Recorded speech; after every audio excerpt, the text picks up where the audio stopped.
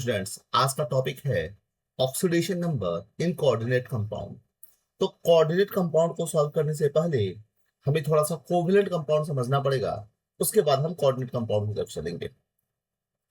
तो बात हो रही है कि इलेक्ट्रॉन शेयरिंग का कॉन्सेप्ट है। अब इलेक्ट्रॉन शेयरिंग या तो इक्वल होगा या फिर अनइक्वल होगा। अगर इक्वल शेयरिंग की बात करते हैं तो वहां पे आता है कोवेलेंट बॉन्ड, और अनइक्वल शेयरिंग की बात करते हैं तो वहां पे आता है डेटिव बॉन्ड। अगर एटम बी ज्यादा इलेक्ट्रोनेगेटिव है तो वहां पे आएगा -1, यहां पे आएगा -2 और यहां पे आएगा -3। इसी तरह ए पर आएगा +1, +2 और +3। डेटिव बॉन्ड में थोड़ा अलग कंडीशन है। अगर ए के साथ बी है और ए के साथ बी है, अगर मोर इलेक्ट्रोनेगेटिव एटम जो है वो इलेक्ट्रॉन डोनेट कर रहा है, ऐसे कंडीशन में फैक्टर आएगा 0। और लेस इलेक्ट्रोनेगेटिव एटम जो है वो इलेक्ट्रॉन डोनेट कर रहा है तो फैक्टर आएगा +2 एंड -2।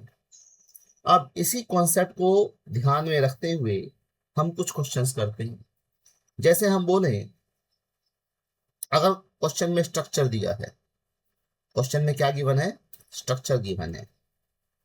अगर हम बोले हमारे पास HC ट्रिपल बॉन्ड N है, ध्यान से देखो, अगर पॉलिंग स्केल देखा जाए, हाइड्रोजन 2.2, कार्बन 2.5 एंड नाइट्रोजन 3.0। इस हिसाब से नाइट्रोजन ट्रिपल बॉन्ड -3 होगा, कार्बन ट्रिपल बॉन्ड +3 होगा। अब अगर हम हाइड्रोजन वाले की बात करें, कार्बन ज्यादा इलेक्ट्रोनेगेटिव, हाइड्रोजन कम है, तो उस हिसाब से हाइड्रोजन +1 होगा, कार्बन -1 होगा। तो अगर हम बात करें ऑक्सीडेशन नंबर, नाइट्रोजन का होगा -3, कार्बन का होगा +2 और हाइड्रोजन का होगा +1। इसी तरीके से अगर हम आइसोसाइनाइड की बात करें, जिसका स्ट्रक्चर दिया हुआ है, अगर हम बात कर रहे हैं HN के साथ डबल बॉन्ड C। अब ध्यान से देखना, इस कलर के जितने बॉन्ड है वो कोवेलेंट है। अब हाइड्रोजन है 2.2 पॉलिंग स्केल पे इलेक्ट्रोनेगेटिविटी, नाइट्रोजन है 3.0 और कार्बन है 2.5। अब अगर कोवेलेंट बॉन्ड की बात करें तो हाइड्रोजन इलेक्ट्रो पॉजिटिव है +1, नाइट्रोजन निगेटिव है -1। अब कोवेलेंट बॉन्ड की बात करें, अब अगर कोवेलेंट बॉन्ड की बात करें तो यहां पर कार्बन नाइट्रोजन, नाइट्रोजन हो जाएगा -2 और ये हो जाएगा +2। अब अगर हम यहाँ पर डेटिव बॉन्ड की बात कर रहे हैं तो कार्बन और नाइट्रोजन में नाइट्रोजन मोर इलेक्ट्रोनेगेटिव है और यही इलेक्ट्रॉन दे रहा है, तो यहां से इसका फैक्टर हो जाएगा 0। अब देखो, ऑक्सीडेशन नंबर ऑफ हाइड्रोजन कितना आएगा, +1, नाइट्रोजन कितना आएगा -3 और कार्बन कितना आएगा +2। हाइड्रोजन कितना आएगा +1, नाइट्रोजन कितना आएगा -3 और कार्बन कितना आएगा +2। इसी तरीके से अगर हम अगले क्वेश्चन की तरफ चलते हैं, HNO3 और इसका ऐसा स्ट्रक्चर दिया हुआ है। अब हम बात करते हैं हाइड्रोजन ऑक्सीजन में, ऑक्सीजन ज्यादा इलेक्ट्रोनेगेटिव है, ऑक्सीजन -1, हाइड्रोजन +1। नाइट्रोजन ऑक्सीजन में नाइट्रोजन ज्यादा कम इलेक्ट्रोनेगेटिव है, ऑक्सीजन ज्यादा इलेक्ट्रोनेगेटिव है, तो -1 +1। नाइट्रोजन ऑक्सीजन में ऑक्सीजन ज्यादा इलेक्ट्रोनेगेटिव है, -2 +2। अब इस डेटिव बॉन्ड की बात अगर की जाए तो डायरेक्शन टुवर्ड मोर इलेक्ट्रोनेगेटिव है, मतलब जो इलेक्ट्रॉन दे रहा है वो लेस इलेक्ट्रोनेगेटिव एटम दे रहा है, इसलिए फैक्टर लगेगा +2 एंड -2। अब यहां पर अगर ऑक्सीडेशन नंबर देखा जाए हाइड्रोजन का तो आंसर आएगा +1। ऑक्सीजन का देखो, इस जगह पर भी -2 है, इस जगह पर भी -2 है और इस जगह पर भी -2 है, ऑक्सीजन आ जाएगा -2।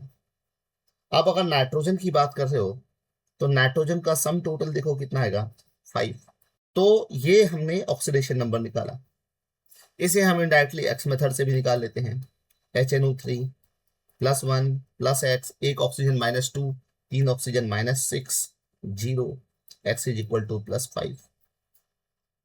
तो जब बेटा एग्जाम में फॉर्मूला से पूछा जाएगा तब आप क्या यूज करोगे, एक्स मेथड, और जब स्ट्रक्चर से पूछा जाएगा तब ये वाला।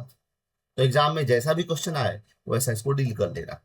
तो बच्चों इस टॉपिक को स्टार्ट करने से पहले, वैसे ये टॉपिक तो बहुत डिटेल में क्लास 12th में है, लेकिन क्लास 11th में इसको थोड़ा सा देख लेते हैं। सबसे पहले देखते हैं कोऑर्डिनेशन कंपाउंड होता क्या है। तो कोऑर्डिनेशन कंपाउंड एक ऐसा कंपाउंड जिसमें यहाँ पे एक मेटल होगा, यहाँ पे एक इलेक्ट्रॉन डोनर लिगैंड होगा, और उसके बाहर कुछ सिंपल आयन होंगे, ऐसा फॉर्मूला होगा। या ऐसा कह सकते हैं कि यहाँ पे एक मेटल होगा, यहाँ पे लिगैंड होगा, और बाहर कुछ सिंपल डोनर आयनिक कंपाउंड होगा। तो इस तरीके से काम चलेगा। जो इलेक्ट्रॉन, मेटल को जो इलेक्ट्रॉन देता है उसको लिगैंड कहते हैं, मेटल को जो इलेक्ट्रॉन देता है उसे लिगैंड कहते हैं। तो अभी 11th क्लास में ज्यादा डिटेल में ना जाते हुए ये देखते हैं कि जीरो ऑक्सीडेशन स्टेट किसका होता है।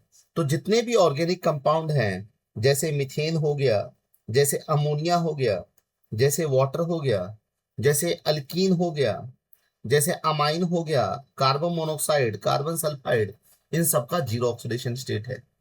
उसी तरह जितने भी वीक एसिड है जिसके पास एक H+ हो सकता है या एक OH- हो सकता है, जैसे देखें H2S से SH-1 हो गया, वाटर से OH- हो गया, हाइड्रोजन कभी प्लस कभी माइनस होता है, जैसे OH- हो गया, जैसे NH2- हो गया, HNO2 से NO2- हो गया, HNO3 से उसी तरह HF, HCl, HBr, HI, एक H+ देने के बाद HCN, CN- हो गया, फॉर्मिक एसिड एक H+ गया तो एक माइनस हो गया। इसी तरह ग्रुप नंबर 16 के एलिमेंट जैसे सल्फाइड हो गया, सल्फाइट हो गया, सल्फेट हो गया, ऑक्जेलेट हो गया, कार्बोनेट हो गया, +1 में नाइट्रोसोनियम हो गया, नाइट्रोनियम हो गया, ये सब कंपाउंड क्या होते हैं, चार्ज्ड होते हैं। तो इस हिसाब से क्वेश्चन को देखते हैं। जैसे पहला क्वेश्चन आपने पूछा था K4FeCN6, वैसे तो ये 12th क्लास में बहुत डिटेल में है, 11th क्लास में थोड़ा सा देख लेते हैं। तो एक पोटाशियम +1, 4 पोटाशियम +4, Fe का आंसर निकालना था x, एक साइनाइड -1, तो 6 साइनाइड -6 इज इक्वल टू 0। यहां से आंसर सॉल्व कर लेना, आंसर आ जाएगा +2। मर्क्यूरिक +2 होगा, +x होगा, थायोसाइनेट SCN- होता है, नहीं लिखा है, ठीक है, CN- एंड SCN-। ठीक वैसे जैसे OH- और SH- होता है। तो ये -1 × 4 कितना हो जाएगा, -4 इज इक्वल टू 0 हो जाएगा।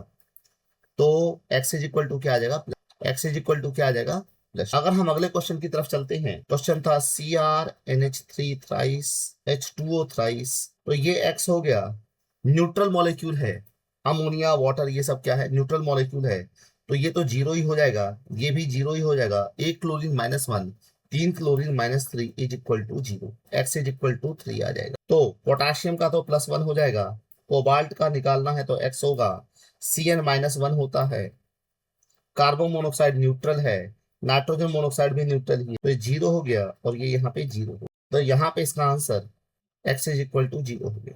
ये एग्जाम का PYQ है, इसे थोड़ा ध्यान से याद रखना। सल्फेट आयन -2 हो गया, नाइट्रोसोनियम आयन +1 हो गया, वाटर 0 हो गया, और Fe क्या हो गया, x हो गया, इज इक्वल टू 0, x क्या हो जाएगा। इसी तरह क्वेश्चन पूछा था कोबाल्ट के साथ अमोनिया 6 टाइम है और ब्रैकेट के बाहर Cl3 है, तो कोबाल्ट का x हो गया, अमोनिया का 0 हो गया, एक क्लोरीन -1, 3 क्लोरीन -3, तो x इज इक्वल टू क्या हो गया, 3 हो। अब बच्चों हमारा अगला टॉपिक है बैलेंसिंग द रेडॉक्स रिएक्शन। इसमें कुछ रूल हैं, तो जैसे हम कंपाउंड को सॉल्व करने के साथ साथ उसका रूल देखेंगे। फॉर एग्जांपल हमारे पास एक क्वेश्चन है, rule number 1, oxidation number of each atom लिखो। तो नाइट्रोजन हो जाएगा x +3, 0, nitrogen -3, hydrogen +1, natural element 0, nitrogen +2, oxygen -2, और यहां पर ये -2 +1। Rule number 2, identify change oxidation number. अब यहाँ पे देखो कौन कौन सा चेंज हुआ है। यहाँ पे नाइट्रोजन को देखो कितना हुआ बेटा, -3, और यहाँ पे नाइट्रोजन कितना है, +2। ये एक चेंज हुआ है। एक ऑक्सीजन O2 हुआ है और एक ऑक्सीजन -2 हुआ है, ये दूसरा चेंज हुआ है। उसके बाद rule number 3, change in oxidation number, calculate factor, calculate factor. अब यहाँ पे थोड़ा पॉलिटिक्स है, तो मैं एक बात बताता हूं, फैक्टर जो है वो change in oxidation number multiply by number of atom. अब जैसे देखें, ऑक्सीजन में जो चेंज हुआ है वो कितना हुआ है, 0 से -2, तो चेंज इनटू एटम, तो 0 से -2 चेंज 2 हुआ, और यहां पे ऑक्सीजन के 2 एटम हैं, तो मल्टीप्लाई बाय 2 हुआ, तो ये फैक्टर हो गया। अब यहां पे अगर चेंज की बात करते हैं तो ये क्या है, -3 है, और ये क्या है, +2 है, तो -3 से +2 का चेंज कितना हो गया, 5 हो गया। और यहाँ पे ध्यान से देखो, नाइट्रोजन का एक ही एटम है, तो ये कितना हो गया, 5 हो गया। अब cross multiply the factor reactant side only, तो हम कह देंगे ये जो फैक्टर 5 है ये यहां चला जाएगा, और ये जो फैक्टर 4 है ये यहां चला जाएगा। अब एक बार फिर से लिख लेते हैं, वैसे इसी में सॉल्व कर सकते हैं लेकिन फिर से लिख लेते हैं। ये सारा रिएक्टेंट साइड ही हो रहा है, अभी तक प्रोडक्ट साइड में नहीं जाना है।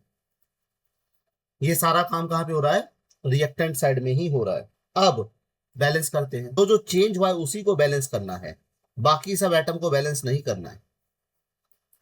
जो जो चेंज हुआ है उसी को बैलेंस करना है। तो 4 नाइट्रोजन, तो भैया 4 नाइट्रोजन। अब ध्यान से देखो कितने ऑक्सीजन, 10 ऑक्सीजन, 10 में से 4 तो यहां हो गए, तो कायदे से 10 = 4 + 6 होगा, इसलिए 6 यहाँ पे। अब हाइड्रोजन की बारी देख लेते हैं। यहाँ पे हाइड्रोजन कितना है, 12 है, यहाँ पे हाइड्रोजन 0 है, यहाँ पर 0 है, और यहाँ पर 12 है। लो भैया ऑटोमेटिक बैलेंस हो गया, तो इसका आंसर ये आया।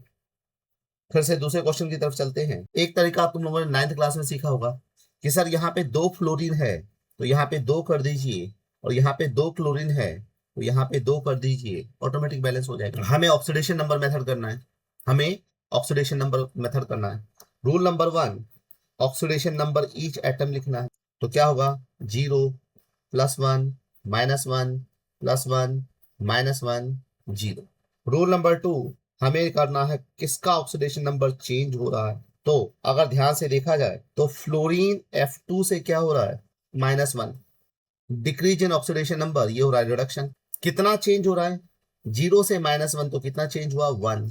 और यहाँ पे कितने एटम है, × 2, मतलब हमें फैक्टर निकालना है, और फैक्टर = क्या होगा, change in oxidation number into number of atom. अब यहाँ पे देखा जाए क्लोरीन को, यहाँ पे क्लोरीन -1 है, यहाँ पे क्लोरीन क्या है, 0 है, यहाँ से यहाँ ऑक्सीडेशन नंबर बढ़ रहा है, तो उसको क्या कहेंगे, ऑक्सीडेशन कहेंगे। अच्छा, ये सारा खेल कहाँ पे होगा बेटा, रिएक्टेंट साइड में ही, प्रोडक्ट साइड का कुछ भी देखना नहीं है। तो चेंज कितना हुआ, -1 से 0 कितना हो गया, 1, और रिएक्टेंट साइड में क्लोरीन के कितने एटम है, एक एटम है, तो मल्टीप्लाई बाय 1। अब चौथा क्या करना है, फैक्टर को क्रॉस मल्टीप्लाई, फैक्टर को क्रॉस मल्टीप्लाई। अगर फैक्टर को क्रॉस मल्टीप्लाई करते हैं तो इसका फैक्टर कितना है, 2 है, और इसका फैक्टर कितना है, 1 है। अब क्या होगा, F2 + 2KCl क्या देगा, KF + Cl2। अब पिछले क्वेश्चन के मुकाबले एक और तरीका सीख लो कि सबको बैलेंस करना है सिवाय हाइड्रोजन के और ऑक्सीजन के। तो कौन कौन चेंज हुआ है, फ्लोरीन चेंज हुआ है, फोकस उसी पे करना है, फोकस चेंजिंग एटम पे करना है। तो फ्लोरीन कितना है, 2 है, तो यहाँ पे फ्लोरीन 2 हो गया, यहाँ पे क्लोरीन 2 है, ऑटोमेटिक बैलेंस हो गया। लेकिन आगे के क्वेश्चंस में लगेगा, उसके बाद ऑक्सीजन को बैलेंस करना है वाटर से, उसके बाद हाइड्रोजन को बैलेंस करना है H+ से इन एसिडिक मीडियम, उसके बाद जितना H प्लस है उतना OH minus both side attack कर देना। किसमें? बेसिक मीडियम में। तो बेटा ये जो रूल है ये आपको प्रैक्टिस में ही समझ में आएंगे धीरे धीरे। तो चलो अगले क्वेश्चन की तरफ चलते हैं। Balance the redox. सबसे पहले लेते हैं न्यूट्रल मीडियम, और यहाँ पे हमारा क्वेश्चन है बेंजीन, इसको क्या करेंगे? O2 के साथ ये देगा CO2 प्लस वाटर। नंबर 1, हर एटम का ऑक्सीडेशन नंबर लिखना है। तो हाइड्रोजन हो जाएगा +1, कार्बन हो जाएगा -1, ऑक्सीजन हो जाएगा 0, कार्बन हो जाएगा +4, ऑक्सीजन हो जाएगा -2, हाइड्रोजन हो जाएगा +1, ऑक्सीजन हो जाएगा -2। ऑक्सीडेशन नंबर का डिफरेंस वाला एटम पे ध्यान देना है, वो एटम जिसका ऑक्सीडेशन नंबर चेंज हो रहा है। तो अगर ध्यान दिया जाए तो सबसे पहले कार्बन को देखो, कार्बन यहाँ पे कितना है? -1, और यहाँ पे कितना है? +4। उसके बाद तो यहां से -1 से +4, इंक्रीज इन ऑक्सीडेशन नंबर, तो क्या हुआ? ऑक्सीडेशन। अब यहां पर हमें लेना है change multiply by number of atom only reactant side, only reactant side. तो हम यहाँ पे बोल देंगे -1 से +4 कितना हो जाएगा? 5, और एटम कितने हैं यहाँ पर? 6। अब ऑक्सीजन की बारी। यहाँ पे ऑक्सीजन कितना है? 0, और यहाँ पे ऑक्सीजन कितना है? -2। तो 0 से -2 डिक्रीज इन ऑक्सीडेशन नंबर, इसको हम कहेंगे रिडक्शन। 0 से -2 चेंज कितना हुआ है? 2, और यहाँ पे 2 एटम हैं तो मल्टीप्लाई बाय 2, तो कितना हो जाएगा? 4। अब फैक्टर को क्रॉस मल्टीप्लाई करना, ये फैक्टर हुआ, फैक्टर को क्या करेंगे? Cross multiply. मतलब 4 इसका फैक्टर है तो इसे दे दो, और 30 इसका फैक्टर है तो इसे दे दो। अब रिएक्शन लिखें तो क्या होगा? 4C6H6 plus 30O2 gives CO2 plus water. Balance focused atom. ये जो बॉक्स में है अपना फोकस पॉइंट नहीं हटाना है, ये जो बॉक्स में है ये सब फोकस्ड एटम है, पहले इसको बैलेंस करना है। उसके बाद balance oxygen with water, balance oxygen with water. चूंकि ये न्यूट्रल है तो यहाँ पे H प्लस OH माइनस वाला कोई कंडीशन है नहीं। अब देखते हैं कार्बन कितना है? 24। कार्बन कितना हो जाएगा? 24। ऑक्सीजन कितना है? 60। यहाँ पे ऑक्सीजन कितना हो जाएगा? 48। तो 48 प्लस 12। अब हाइड्रोजन की बारी। अब अगर हाइड्रोजन देखते हैं तो यहाँ पे हाइड्रोजन कितना है? 24। यहाँ पे हाइड्रोजन क्या है? कुछ भी नहीं। यहाँ पे हाइड्रोजन कुछ भी नहीं। एंड 4 6 जा 24। हाइड्रोजन खुद ब खुद बैलेंस हो गए। तो ये जो रिएक्शन है ये ऐसे होगा कि 4C6H6 plus 30O2 gives 24CO2 plus 12H2O। Reaction balance हो सकता, कॉमन भी निकल सकता है कुछ। हाँ, 2C6H6 gives 15O2 gives 12CO2 and 6H2O। ये भी आंसर हो सकता है। अब अगर हम बात करें balance redox in acidic medium, तो 2x - 14 - 2 6 - 2, 2x - 8 - 2 6, तो 3 4, और सिंगल एटम का आयन ही उसका ऑक्सीडेशन नंबर होता है। अब हमें निकालना है चेंज इन ऑक्सीडेशन नंबर। तो अगर देखा जाए ध्यान से तो बेटा यहाँ पे क्रोमियम कितना है? 6 है, और यहाँ पे क्रोमियम कितना है? 3 है, तो डिफरेंस कितना आ जाएगा? 3। लेकिन नंबर ऑफ एटम कितने हैं? 2 हैं, तो 3 × 2 6, माई मिस्टेक ही आएगा +6। हाँ, अब यहां से देखें तो 6 और 3 का डिफरेंस कितना है? 3 है। नंबर ऑफ एटम कितने हैं? 2 हैं, इज इक्वल टू 6। अगर कार्बन की बात करते हैं तो 3 से 4 हुआ है तो 1, लेकिन नंबर ऑफ एटम कितना है? 2 है। अब क्या करेंगे? फैक्टर निकाल लिया हमने। फैक्टर क्या निकाला? Change in oxidation number multiply by number of atom, कौन सी साइड? Reactant side. हम करेंगे फैक्टर को क्रॉस मल्टीप्लाई, हम करेंगे फैक्टर को क्रॉस मल्टीप्लाई, तो ये 2 यहां आ जाएगा और ये 6 यहाँ आ जाएगी। अब करेंगे बैलेंस, हम कहेंगे 2Cr2O7 2 minus plus 6C2O4 minus 2, ये देगा CO2 प्लस Cr+3। अब यहाँ पे क्रोमियम कितना है, 4 है। किसको बैलेंस करेंगे, फोकस्ड एटम को। वो जो बॉक्स में बना हुआ है उसको हम कहेंगे फोकस्ड एटम, पहले उसको बैलेंस करो। और यहाँ पे कार्बन 6 2 12 है। एसिडिक कंडीशन की अगर बात करें तो जितने भी ऑक्सीजन हैं इसको बैलेंस करो वाटर से। तो देखो यहाँ पे कितने ऑक्सीजन है, 14। यहाँ पे कितने ऑक्सीजन है, 24। यहाँ पे कितने ऑक्सीजन है, 24। तो बचा कितना, 14 ऑक्सीजन। तो इस साइड में हो जाएगा +14 वाटर। अब जितने भी हाइड्रोजन है, चूंकि एसिडिक मीडियम है तो उसको बैलेंस करो H+ से। तो 14 इंटू 2 28। यहाँ पे हाइड्रोजन 28 है, यहाँ पे हाइड्रोजन 0 है, यहाँ पे हाइड्रोजन 0 है, यहाँ पे हाइड्रोजन 0 है। तो यहाँ पे हो जाएगा 28H+। अब देखो कुछ कॉमन निकलता है क्या, हाँ 2 कॉमन निकलता है। तो 2 कॉमन निकाल के रिएक्शन का फाइनल आंसर लिख देते हैं। क्या हो जाएगा, Cr2O7 2 माइनस 2 कॉमन निकल गया, 3C2O4 माइनस 2, कितना हो गया, कितना हो गया, 14H+ हो गया। 2 कॉमन निकलने से 6CO2, 2 कॉमन निकलने से 2Cr+3 और 2 कॉमन निकलने से 7H2O। ये आंसर आ जाएगा। सबसे पहले हम लिखेंगे ऑक्सीडेशन नंबर ईच। तो ये होगा +7 -2 +3 +2 +3 और +2। नंबर 2 पे करेंगे ऑक्सीडेशन नंबर चेंज। तो 7 से 2 क्या हो गया, 5। और हम निकालेंगे factor. Factor is equal to क्या करेंगे, change into number of atom reactant side. तो यहाँ पे Mn का एक ही एटम है। अब Fe+2 से Fe+3 तो चेंज कितना हो गया, 1। और एटम कितना है, 1 ही है। अब कहेंगे फैक्टर क्रॉस मल्टीप्लाई। तो यहां से फैक्टर 1 यहां आ जाएगा और यहां से फैक्टर 5 यहां आ जाएगा। अब कहेंगे बैलेंस ऑल, मतलब balance focused, balance focused atom. तो हम कहेंगे बैलेंस फोकस्ड एटम में कौन है, एक Mn है और एक Fe है।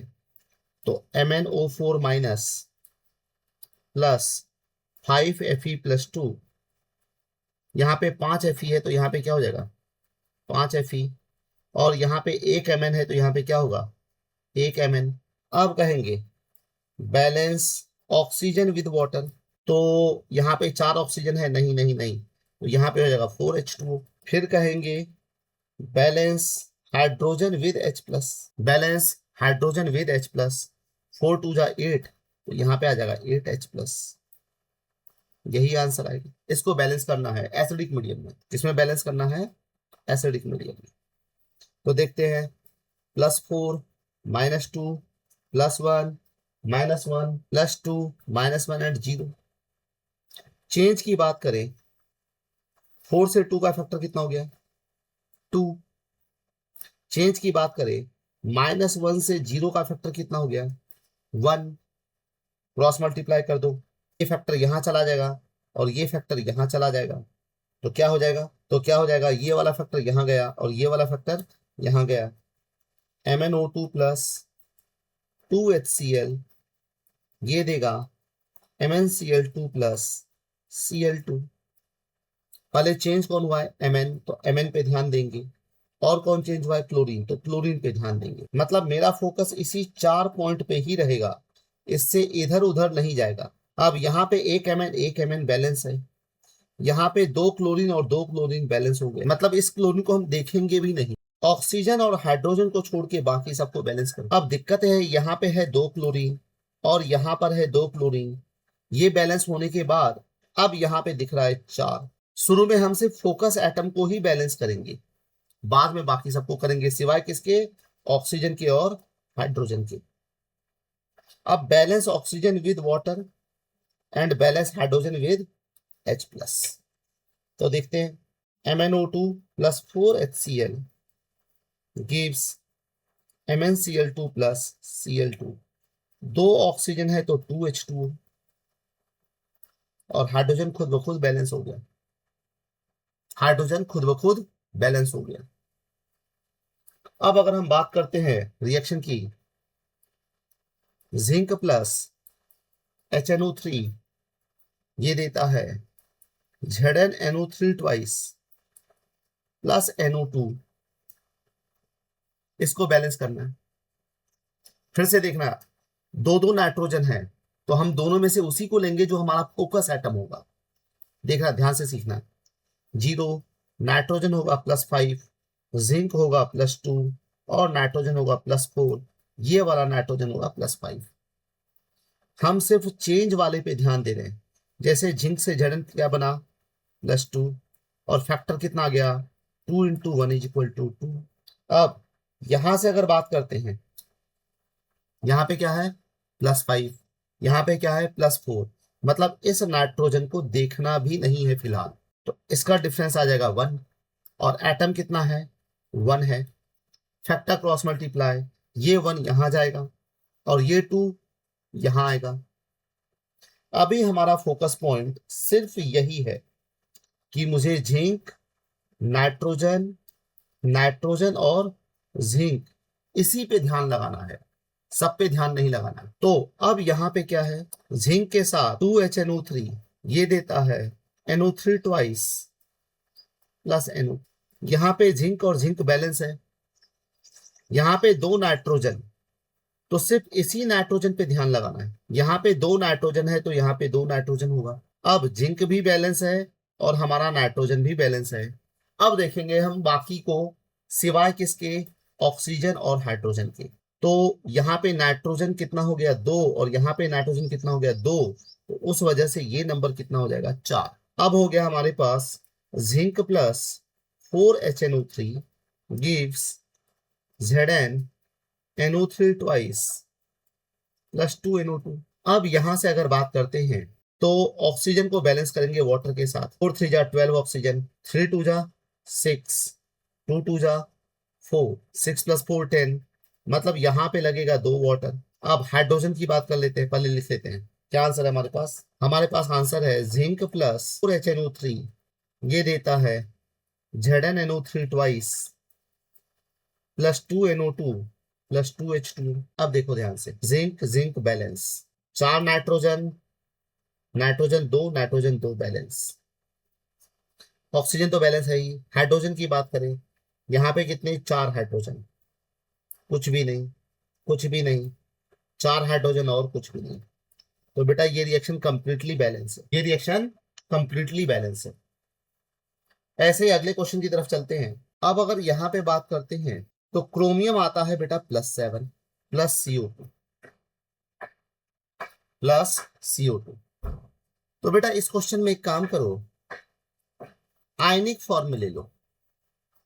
तो आयनिक फॉर्म ले लो Cr2O7 - 2, आयनिक फॉर्म ले लो C2O4 - 2, SO4 cancel, Cr3 plus SO4 cancel और CO2। इसको सिंप्लीफाई कर लो, इसको सिंप्लीफाई कर लो। अब ये आएगा +6, ये आएगा 2x - 8 + 3, ये आएगा +3 और ये आएगा +4। अब 6 से 3, 3 × 2 6 हो जाएगा, 3 से 4, 1 × 2 2 हो जाएगा। फैक्टर क्रॉस मल्टीप्लाई, इसका 2 इसके पास और इसका 6 इसके पास। अब 2Cr2O7 - 2 plus 6C2O4 - 2 gives Cr +3 and CO2। Chromium कितना हो गया 4, कार्बन कितना हो गया 12। अब बैलेंस ऑक्सीजन विद वाटर, तो यहाँ पे ऑक्सीजन कितना हो गया 2 7 जा 14, 6 4 जा 24, यहाँ पे है नहीं, यहाँ पे 24, तो बचा कितना 14, तो यहाँ पे कर दो 14 वाटर। अब हाइड्रोजन को बैलेंस करेंगे H+ के साथ, हाइड्रोजन को बैलेंस करेंगे H प्लस के, अब यहां से ये इक्वेशन लिख लो। अच्छा, इसको सिंप्लीफाई कर सकते हैं क्या? ये 7, ये 6, ये 2, ये 3 और ये 1। अब देखो Cr2O7 2 माइनस कितना है 1, लिख दो K2Cr2O7 प्लस ये कितना है 3, 3H2C2O4 प्लस H2SO4 देखेंगे, K2SO4 देखेंगे, Cr2SO4 थ्राइस, और ये कितना था प्लस 6CO2 प्लस 7H2O। अब देखो पोटाशियम 2 है, पोटाशियम 2 है बैलेंस, क्रोमियम कितना है 2 है, क्रोमियम 2 है बैलेंस, ऑक्सीजन बैलेंस किया हुआ है, फिर भी देख लेते हैं, ऑक्सीजन को लास्ट में देखेंगे। कार्बन 3 2 जा 6, 3 2 जा 6, कार्बन बैलेंस है। अब सल्फर की बात करते हैं, यहां पे सल्फर कितना है 3, यहां पे सल्फर कितना है 1, तो यहाँ पे 3 और यहाँ पे 1, 314 सल्फर, 314 सल्फर। तो सल्फर के हिसाब से SO4 भी तो बैलेंस है, यहाँ पे 3 SO4 और यहाँ पे 1 SO4, मतलब अब ये SO4 पूरा ही बैलेंस हो गया, SO4 पूरा ही बैलेंस हो गया, यहां से आगे SO4 देखने की जरूरत नहीं है। अब ऑक्सीजन की बात करें, ऑक्सीजन कितना है 7, ऑक्सीजन कितना है 4 3 जा 12, SO4 देखने की जरूरत नहीं है। अब यहां पे ऑक्सीजन कितना है, SO4 छोड़ दो, SO4 छोड़ दो, यहां पे कितना है 12 और यहां पे कितना है 7। अब रही बात हाइड्रोजन की, यहां पे कितने हाइड्रोजन 14, 0 0 0, 4 2 जा 8, 3 2 जा 6, हो तो गया बैलेंस। तो ये आपका बैलेंस्ड इक्वेशन है, ये आपका क्या है बैलेंस्ड इक्वेशन है, प्लस NH3। तो जिंक 0, नाइट्रोजन +5, ZnO2 जिंक +2 और अमोनिया का नाइट्रोजन -3। अब हम करेंगे चेंज इन ऑक्सीडेशन नंबर, तो इसका फैक्टर कितना आ गया 2 और इसका फैक्टर कितना आ गया 8। अब इसको क्रॉस मल्टीप्लाई, इसका 8 यहाँ पे और इसका 2 यहाँ पर। अब अगर हम बात करते हैं 8 zinc plus 2NO3 minus gives, zinc balance कर लो 8 ZnO2 माइनस और ट्वाइस अमोनिया। अब अगर हम यहां से बात करते हैं, यहाँ पे 8 जिंक है, ठीक है, यहाँ पे 2 नाइट्रोजन है, बैलेंस हो गया। अब देखा जाए 2 3 जा कितना है 6 है, 2 3 जा कितना है 6 है, 8 2 जा कितना है 16 है। अब अगर हम ऑक्सीजन को बैलेंस कर रहे हैं, अब अगर हम ऑक्सीजन को बैलेंस कर रहे हैं तो यहाँ पे ऑक्सीजन कितना है 6 है, 8 2 जा कितना है 16 है, तो यहाँ पे लग जाएगा 10 वाटर, यहाँ पे लग जाएगा 10 वाटर। अब हाइड्रोजन को बैलेंस करते हैं, हाइड्रोजन कितना है हमारे पास 20 है और यहाँ पे कितना है 2 3 जा 6 है, तो यहाँ पे लग जाएगा 14H+। अब अल्कलाइन कंडीशन में इतना ही OH- ऐड कर दो और इतना ही OH- ऐड कर दो बोथ साइड। अब रिएक्शन हो जाएगा 8 zinc plus 2NO3 minus plus 10H2O plus 14OH minus gives 8 ZnO2 -2 twice ammonia 14H plus 14OH minus. क्या हम इसको 14 वाटर मॉलिक्यूल लिख सकते हैं, क्योंकि H+ और OH- तो वाटर ही होता है। अब 10 वाटर 14 वाटर कैंसिल होके क्या हो जाएगा 4 वाटर। अब देख लो कुछ कॉमन निकलता है क्या? हाँ, 2 कॉमन निकलता है। 4 zinc plus NO3 minus plus 7 OH minus 4 ZnO2 minus 2 plus ammonia plus 2H2। ये बैलेंस एडिशन में, तो ये हो जाएगा x minus 8 minus 2 6, x minus 6 minus 2 4, x minus 6 is equal to minus 2, तो कितना हो जाएगा 4। ये हो जाएगा 6 और ये हो जाएगा x माइनस 4 माइनस 1 3। इसका फैक्टर कितना आ गया 3। एटम कितना है 1। इसका फैक्टर कितना आ गया 2। एटम कितना है 1। तो इसका 2 यहां पर और इसका 3 यहां पर।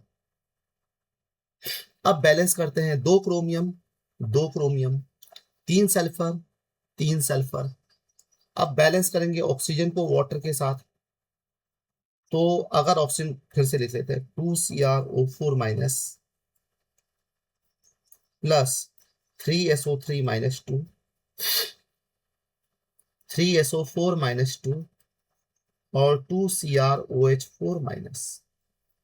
अब बैलेंस करते हैं ऑक्सीजन को वाटर के साथ। 4 2 जा 8, 3 3 जा 9, 3 4 जा 12, 2 4 जा 8, 8 से 8 कैंसिल, तो यहां पे लग जाएगा 3 वाटर। अब भले रिएक्शन बेसिक में है लेकिन जाना हमको एसिडिक से ही पड़ेगा। अब बैलेंस करते हैं हाइड्रोजन को H प्लस के साथ, हाइड्रोजन को H प्लस के साथ। 3 2 जा 6 हाइड्रोजन, 0 0 0 8 हाइड्रोजन, तो इस साइड में लग जाएगा 2H प्लस, इसी साइड में लग जाएगा 2H plus.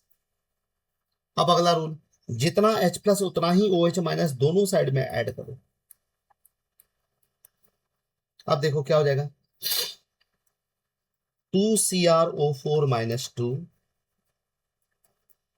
3SO3 minus 2, 2H plus और 2OH माइनस, ये दोनों मिलकर क्या बना देंगे 2 वाटर प्लस 3 वाटर। यहां पे भी तो था, gives 3SO4 minus 2, 2CrOH4 minus और ये था 2OH माइनस। कुछ कॉमन आता है नहीं, तो ये 2 और 3 मिलकर क्या बनेगा 5s2। अब देखो रिएक्शन, तो भैया यही इसका बैलेंस आंसर है, यही इसका बैलेंस्ड आंसर है।